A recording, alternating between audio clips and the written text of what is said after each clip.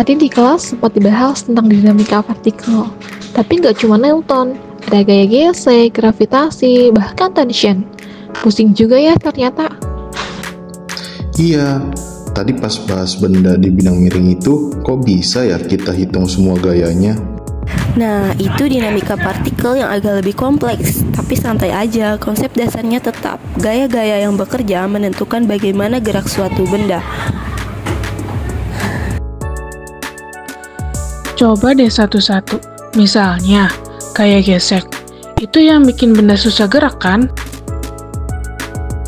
Benar, gaya gesek itu muncul karena permukaan dua benda bersentuhan.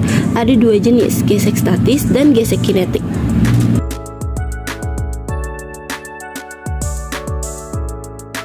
Apa bedanya?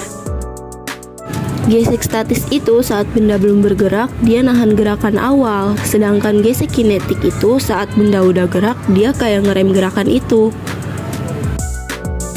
Makanya kalau narik kardus, awalnya berat banget, tapi pas udah gerak, nariknya jadi lebih ringan. Oh iya, dan nilainya pakai rumus kan? F sama dengan mu dikali M.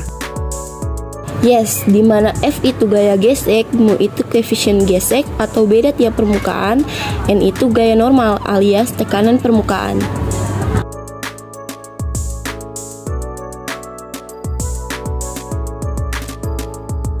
Terus, gaya gravitasi gimana? Gaya gravitasi itu gaya tarik bumi.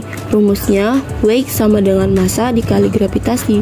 Dengan gravitasi itu 9,8 meter per sekon kuadrat.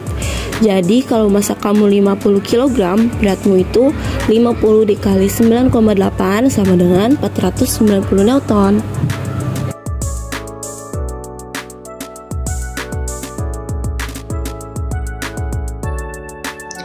Makanya berat itu satuan Newton, bukan kilogram.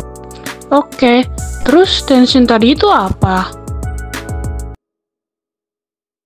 Tension itu tegangan tali. Misalnya, kamu gantung ember di ujung tali. Tali itu narik ke atas. Nah, gaya itu disebut tension. Biasanya kita hitung tension dengan nyusun gaya-gaya pada benda. Oke, mulai nyambung. Gaya gesek nahan, gaya berat narik ke bawah, tension narik ke atas.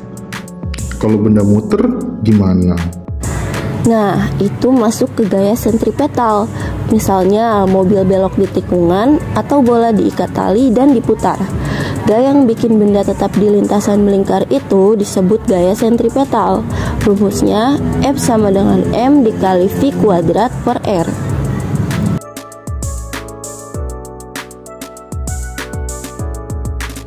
Berarti makin cepat muternya atau makin kecil jari-jarinya, gaya sentripetal makin besar. Tepat banget. Oke, selanjutnya contoh soal dan pembahasannya. Sebuah balok 2 kg diletakkan di bidang datar, koefisien gesek kinetik antara balok dan bidang adalah 0,3. Jika balok ditarik dengan gaya 10 Newton mendatar, hitung percepatan balok. Kita menggunakan gaya gesek, yaitu F sama dengan mu dikali M.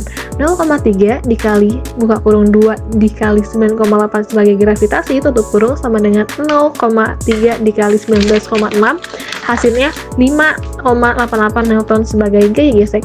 Selanjutnya kita mencari gaya total dengan rumus gaya tarik dikurangi gaya gesek, yaitu 10 dikurangi 5,88 sama dengan 4,12 Newton sebagai gaya total.